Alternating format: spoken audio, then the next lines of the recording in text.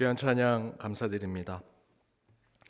영화 타이타닉에 보면 그 마지막 배가 침몰할 때 오케스트라가 이 노래를 하는데 타이타닉은 침몰하지만 우리나라는 침몰하지 않도록 분명히 이 찬양으로 더욱더 힘없고 신앙으로 이겨내는 저와 여러분 우리 연동의 모든 성도님들 되시기 바랍니다.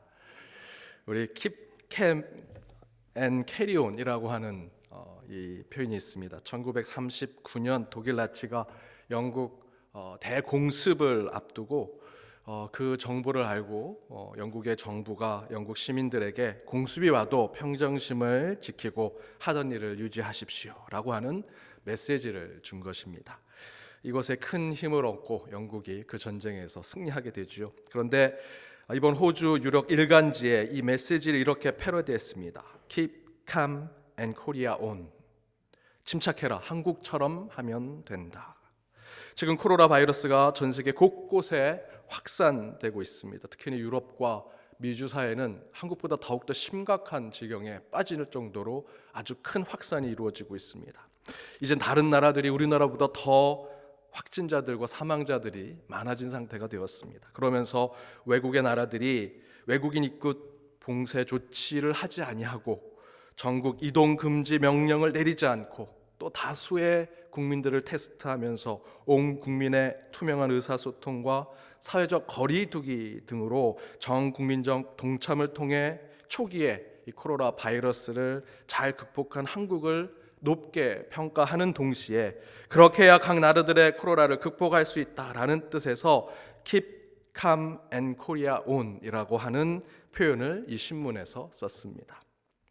가깝게는 우리 성도님들 참 어려운 결정 가운데 이 바른 믿음을 신실하게 각 가정에서 이렇게 예배를 드리면서 그 믿음을 지켜주신 여러분께 감사드리고 또 나랑 상관없는 사람들의 일이라고 치부하지 않고 마치 내 일처럼 같이 아파하고 같이 걱정하고 같이 이겨내고자 한 우리 대한민국 모든 국민에게 감사합니다.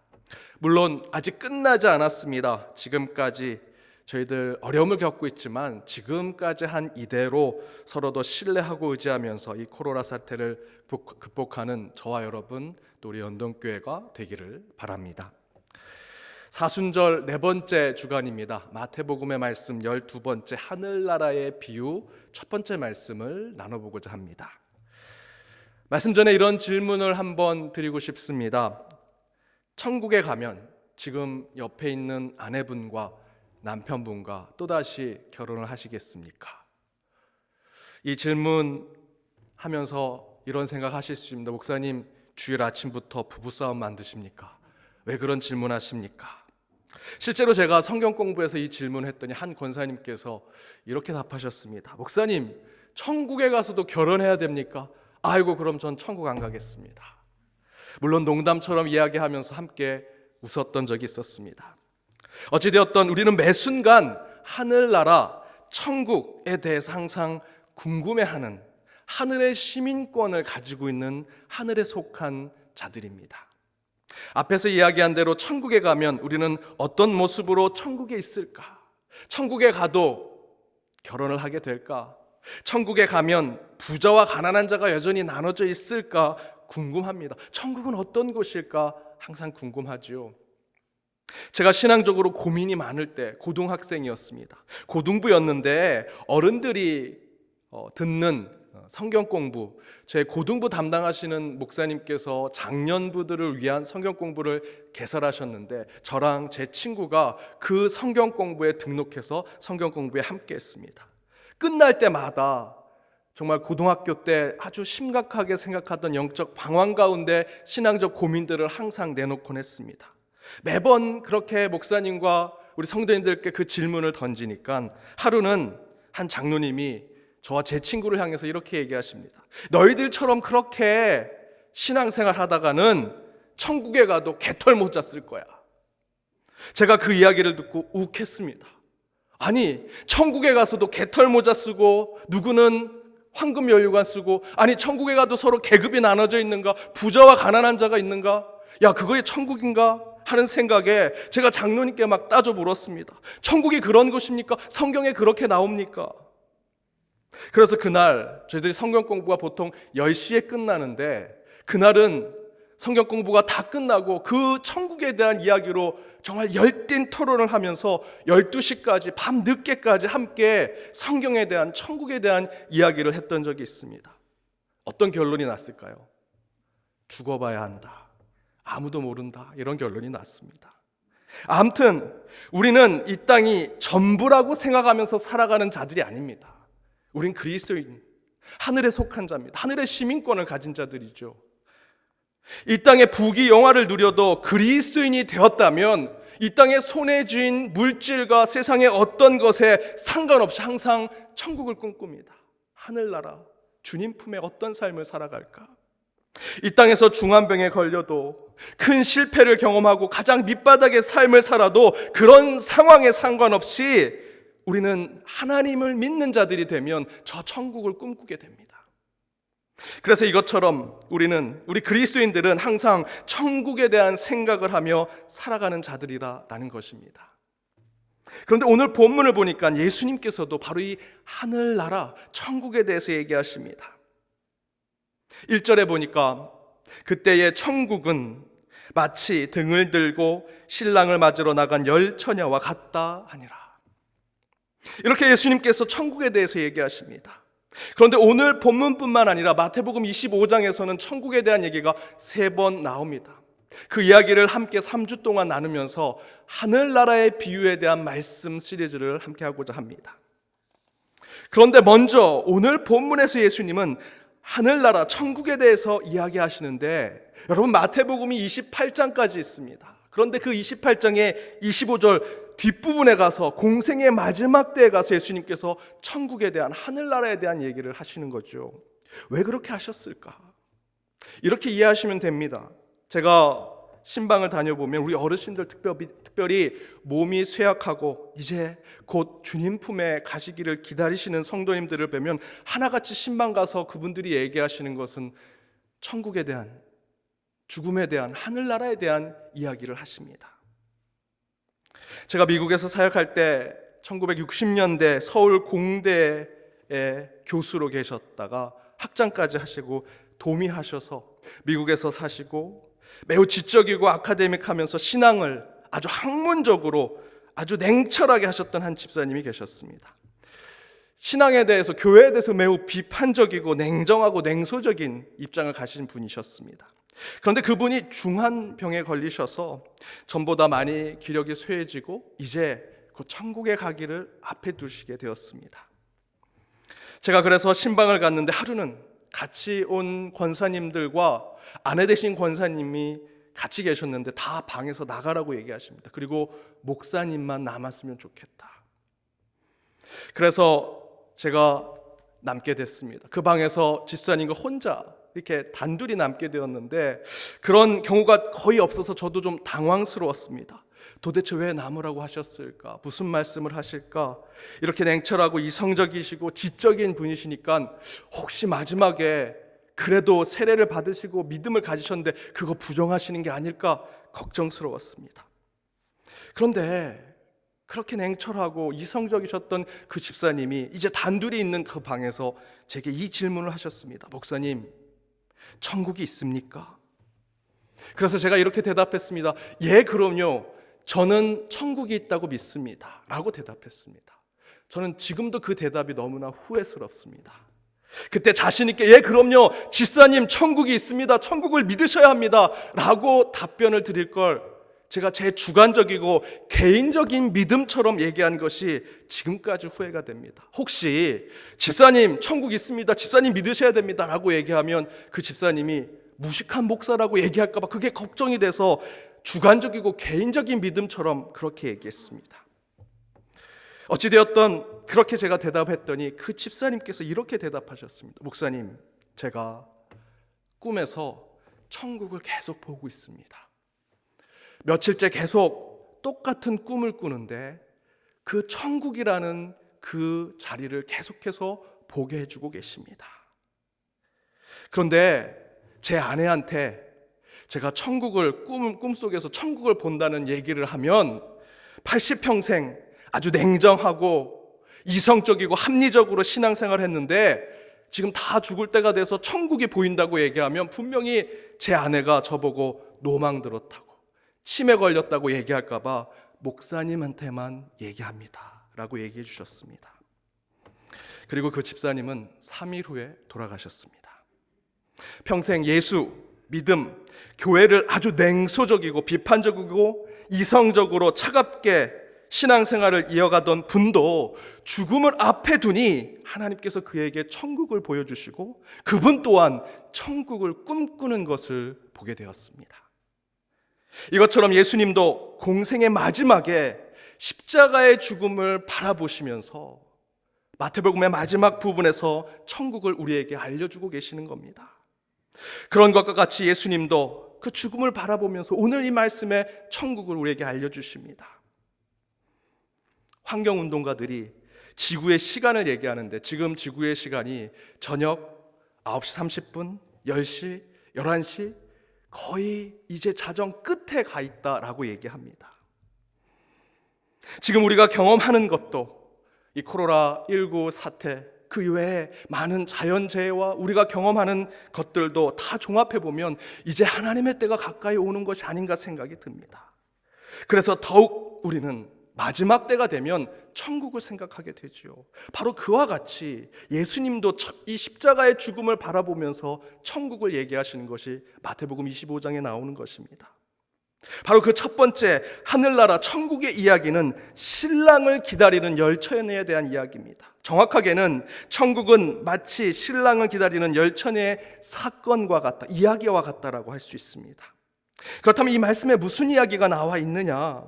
중동지방 결혼 풍습을 보면 밤에 신부들이 신랑을 기다렸다가 신랑을 맞이해서 함께 혼인잔치에 들어가는 풍습이 있었습니다. 그런데 언제 신랑이 올지 모르니 항상 등과 기름을 준비하면서 기다리는 것입니다. 여기까지는 예수님 시대에 비슷한 것입니다. 그런데 오늘 말씀에서는 좀 다른 것이 있습니다. 신랑이 늦게 오는 것이죠. 더 큰 문제는 신랑이 늦게 오는데 처녀들이, 신부들이 잠자고 있다라고 얘기하고 있습니다. 그런데 6절을 보니 밤중에 소리가 난다, 곧 신랑이 오는 소리를 듣게 된 것입니다. 여기서 둘로 갈라집니다. 슬기로운 처녀들은 기름을 준비해 놨습니다. 그래서 신랑을 맞이해서 함께 혼인잔치에 들어갑니다. 하지만 슬기롭지 못한 신부들은 등불이 꺼졌는데 기름이 준비되지 못했습니다. 그래서 불을 켜지 못해서 신랑과 함께 혼인잔치에 들어가지 못합니다.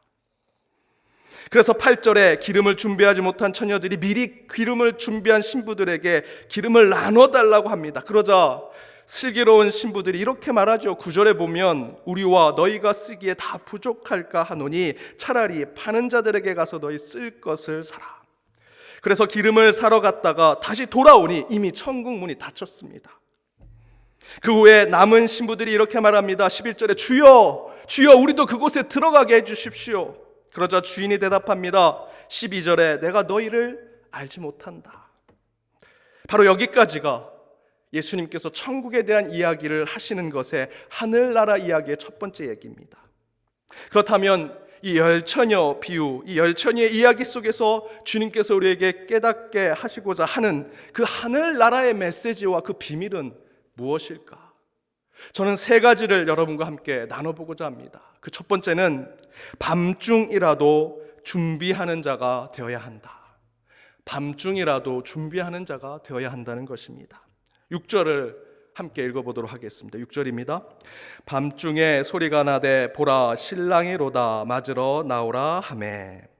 오늘 25장에서 하늘나라 비유 이전에 24장에서 하늘나라 이야기도 또 합니다. 그러면서 이야기하는 주제가 뭡니까? 항상 깨어있으라, 항상 준비하라 라는 것입니다.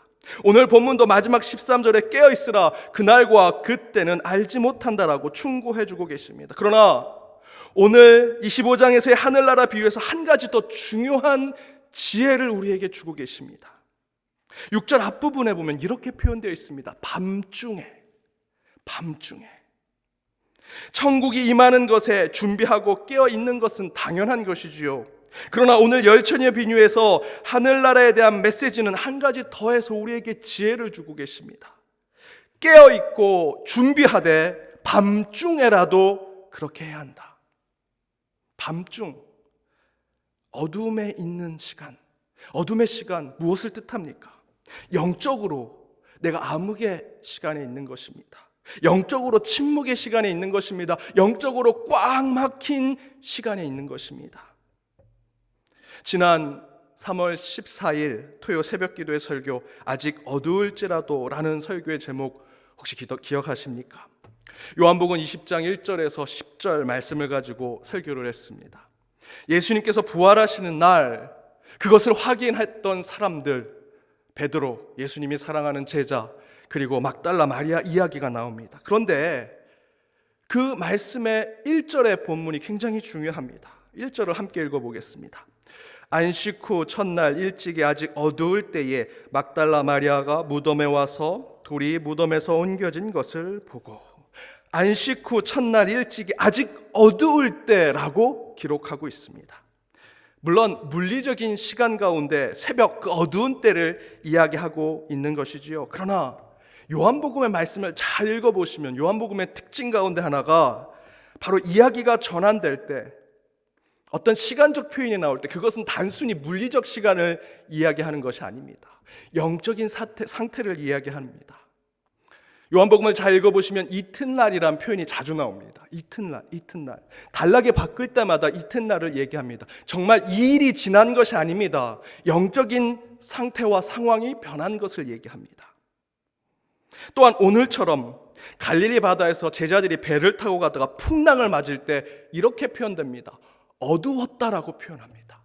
물론 어두울 때 풍랑이 왔겠지요. 하지만 더 중요한 것은 요한복음 기자가 지금 요한복음 6장 17절에서 어두웠다라고 표현하는 것은 영적인 상태를 얘기합니다. 제자들이 영적으로 침체되어 있고 매우 다운되어 있고 꽉 막혀 있고 그런 상태를 설명하는 것입니다. 그런데 요한복음 20장에서 막달라 마리아가 아직 어두울 때 죽은 예수님께 향품을 바르러 갔다라고 증거하고 있습니다. 여기서 아직 어둡다라는 것은 무엇입니까? 영적으로 막달라 마리아가 침체되어 있다는 것입니다. 막달라 마리아뿐만 아니라 예수님을 따르던 제자와 사람들도 영적으로 침체되어 있습니다. 예수님, 그렇게 따르던 스승과 랍비와 나의 주인 되신 예수님께서 십자가에서 죽으셨습니다. 장사 지내서 3일 동안 지금 누워 계십니다. 당연히 영적으로 침체가 되어 있죠. 어두움 속에 있는 것입니다. 그러나 중요한 것은 그 어둡고 침체가 되어 있고 어려운 시기를 겪고 있는 것 그 자체가 중요한 것이 아니라 막달라 마리아는 그 어둠에도 불구하고 죽은 그 시체로 있는 예수님께 향품을 바르러 무덤에 갔다라는 것, 그것이 더 중요합니다.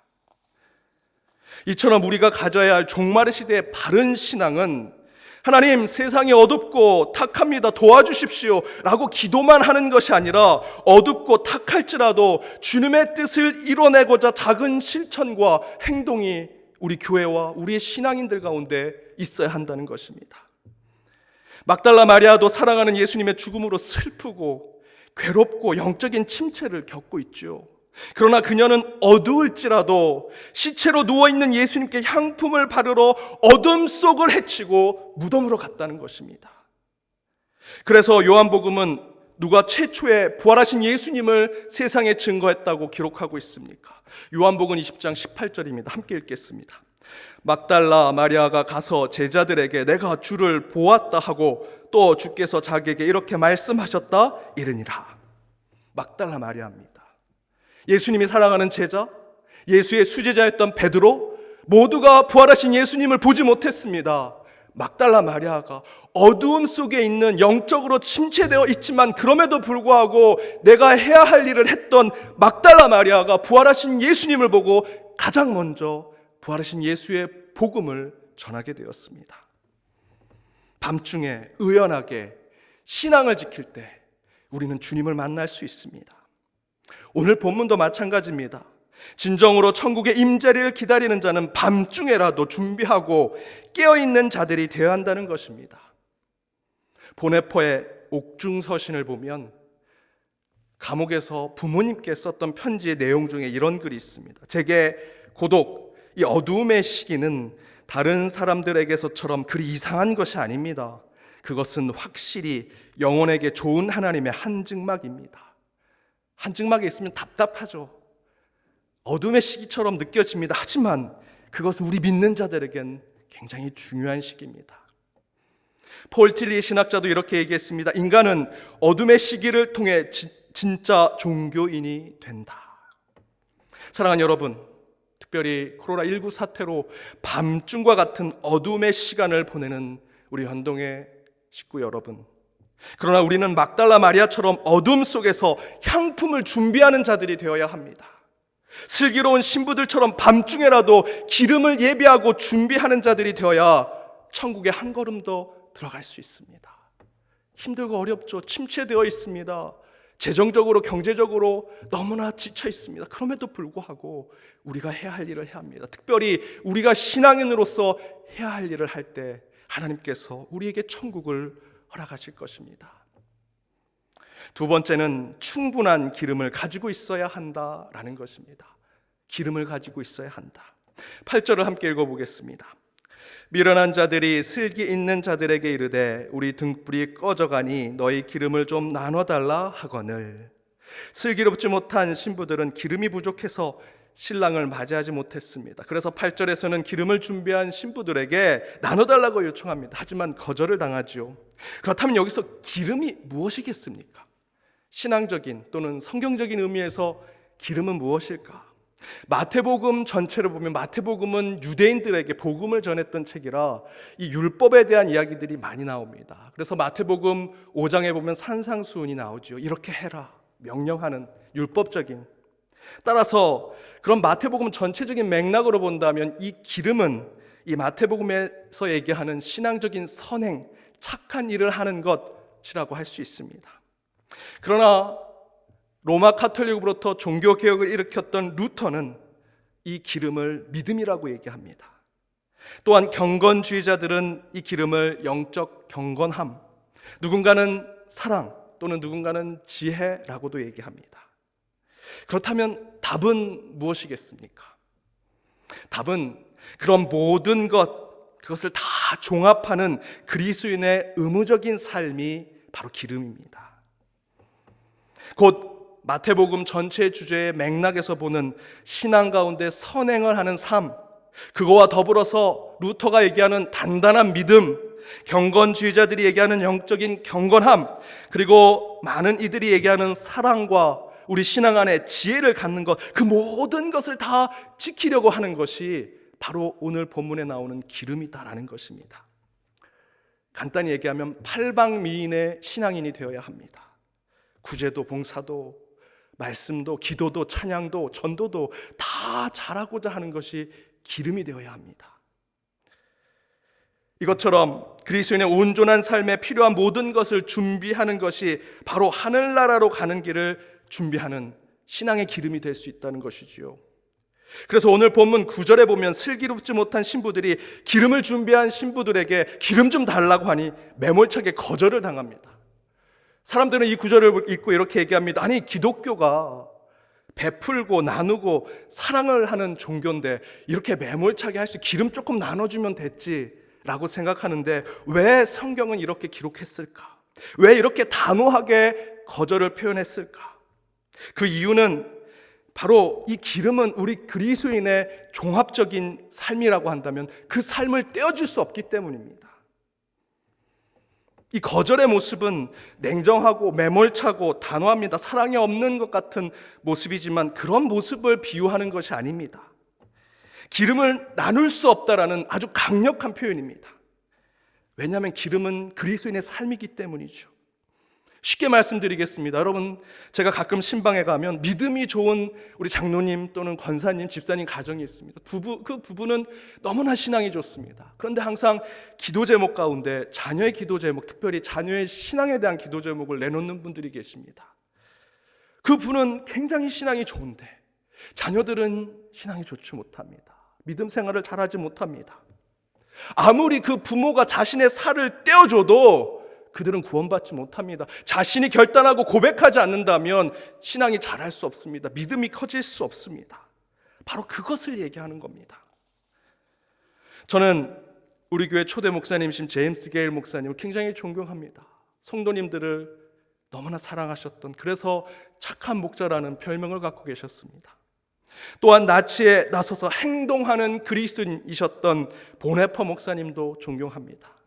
또한 저의 박사 논문 지도 교수님이셨던 로버트 스라이터 교수님, 사람들은 잘 모르지만 저는 그분을 참으로 존경합니다.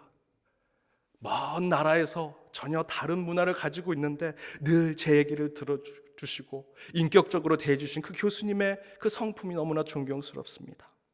살아계신 분으로는 분당 우리 교회 이찬수 목사님을 존경합니다. 진솔하시고 겸손하신 그분을 존경합니다. 그런데 여러분, 제가 그분들의 성품, 신앙, 인격, 믿음 존경하고 좋아한다고 해서 제가 그렇게 그분들을 좋아하는 것으로 제가 구원받는 자가 될 수 있을까요? 제가 그분들의 뛰어난 삶과 신앙, 믿음과 사랑을 나눠주십시오, 제게 좀 빌려주십시오 해서 제가 딱 받는다고 해서 제가 구원받는 자가 되겠습니까? 천국을 갈 수 있겠습니까? 그럴 수 없습니다. 그분들의 성품, 인격, 신앙, 믿음 빌릴 수도 없고 나눌 수도 없습니다. 바로 그 얘기를 하는 겁니다. 기름은 빌릴 수 있는 것이 아닙니다. 오랜 동안 준비하고 만들어 가질 수 있는 것이 기름이어야 합니다. 어디에서 빌리거나 살 수 있는 것이 아닙니다. 반드시 그날 그때에 맞춰 준비하고 예비하는 것이 천국을 향해 가는 기름이 되어야 합니다. 여기서 기름을 오랜 동안 준비하고 예비해야 한다는 것은 제가 앞에서 말씀드린 제가 존경하는 분들의 신앙과 믿음, 사랑과 인품을 나도 똑같은 수많은 시간들과 수많은 세월들을 투자해서 연단하고 훈련하고 몸에 배이도록 살 때 그때 제가 얻을 수 있는 겁니다. 빌려오거나 떼어 가져올 수 있는 것이 아니라 그분들을 존경하고 그분들의 모습을 보면서 내 삶의 계속적인 연단과 훈련과 계속해서 그 시간을 내고 세월을 투자하면서 내 몸에 배이도록 살아갈 때 그때 저는 그분들이 살아가는 그 구원의 길을 쫓아갈 수 있는 것입니다. 이것처럼 여러분, 하늘나라의 삶을 준비하기 위해서는 그리스도인으로서 지켜야 하는 모든 영적이고 신앙적인 삶을 갖추도록 노력해야 합니다. 그것이 기름이 되어야 합니다. 기름은 단번에 준비될 수 있는 것이 아닙니다. 항상 늘 겸손한 자세로 어떻게 하면 그 길을 쫓아갈 수 있을까? 먼저 가신 분들의 그 훌륭한 발자취를 어떻게 따라갈 수 있을까? 늘 시간을 투자하고 그 가운데 내 삶을 내려놓고 헌신하고 희생할 때 그 안에 진정한 한 방울의 기름이 나올 수 있는 것입니다. 항상 예수님처럼 살고자 훈련하고 준비하십시오. 그때 우리 주님께서 그 천국의 삶을 우리에게 허락하시리라 믿습니다. 마지막 세 번째는 언행일치의 기도자가 되어야 한다는 것입니다. 우리 11절 말씀을 함께 읽겠습니다.